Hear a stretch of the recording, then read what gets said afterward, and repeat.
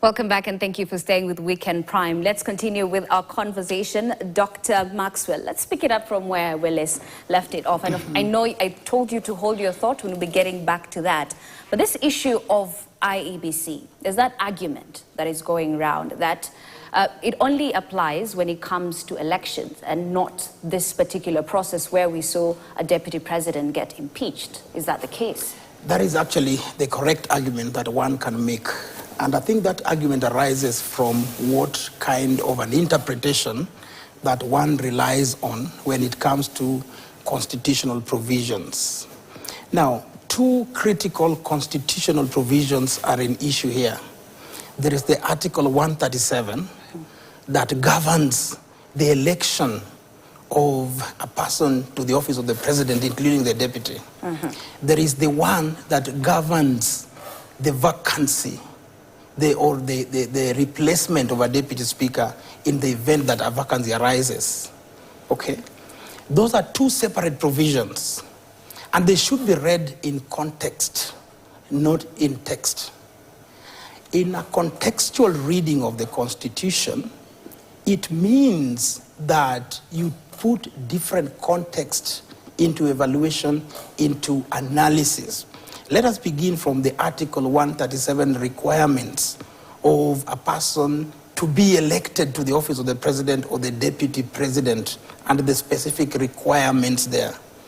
That requirement needs to be vetted by the IEBC because they do have a role in the nomination process. So they have, it's a sieving mechanism. Now, the election process requires a priori, the nomination of a candidate, the vetting of a candidate to ascertain that the person meets the constitutional standards, the constitutional tests. When you come to the Article 149 requirement, it is not mentioned there. In fact, the president enjoys the monolithic role in the nomination of the person to fill the position of a deputy president when that position becomes vacant. Okay? Yes. Now, the reason why the IEBC cannot play a role is very, very simple. It is an electoral body. Okay? It is not a body that is concerned with filling vacancies when they do arise. That's what I call a contextualist reading. When we do a contextualist reading and not a textualist reading, it means that you have to differentiate the vacation of an office or an office becoming vacant and the election into office. Okay? So the Constitution presupposes that once somebody has been elected, he has met the requirements, the thresholds for assuming that office and to be elected into office. And he has sat into that office.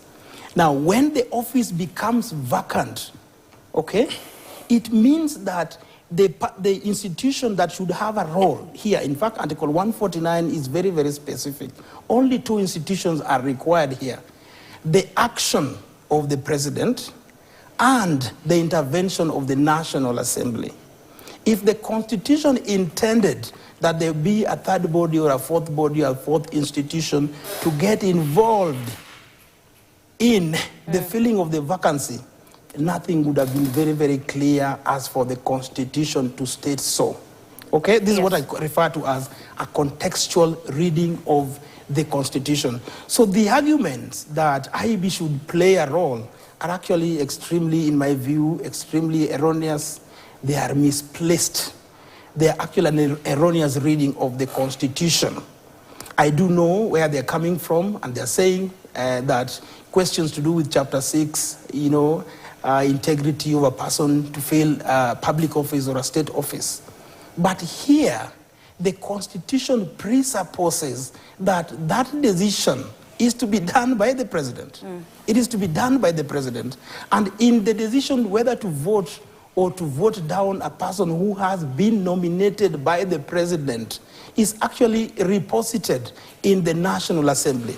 So the only body that can make that judgment as to whether somebody has fulfilled or has satisfied the constitutional standards, the constitutional requirement, is the National Assembly as a constitutional body. Okay.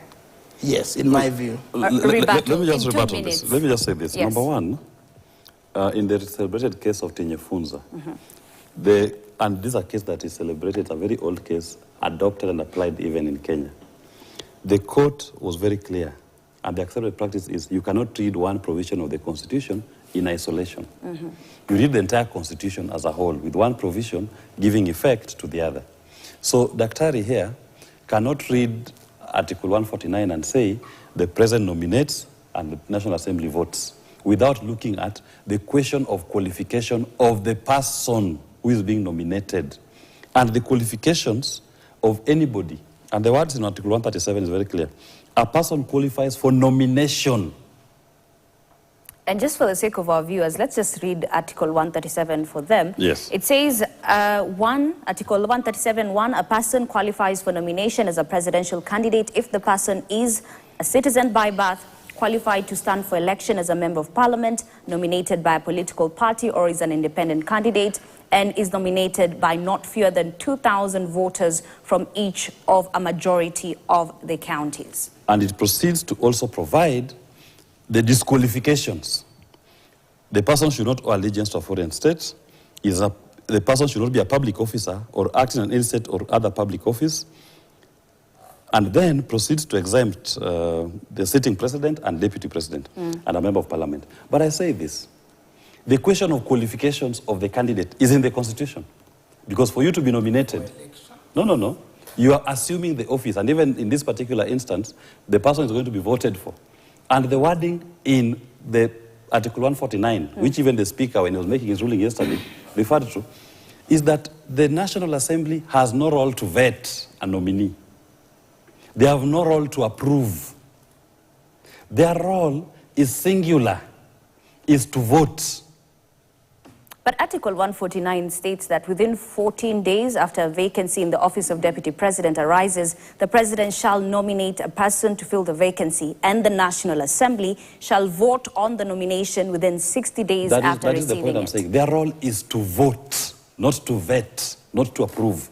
Okay. Theirs is to receive a name, sealed. Once they receive the name, is to vote to say yes or no. Okay. If it was in other instances where the Assembly approves, then the National Assembly will have the right and the power to open up the nominee to ascertain if the person qualifies. That is why you always see, when it comes to approvals, they look at a checklist. But for the purposes of Kindiki, there was no checklist for the National Assembly to look at. Okay. Their role was limited to voting. And that's why I'm saying, yes, on briefly, the question, 30 seconds. Yes, on the question of qualification of the person, you go to Article 137.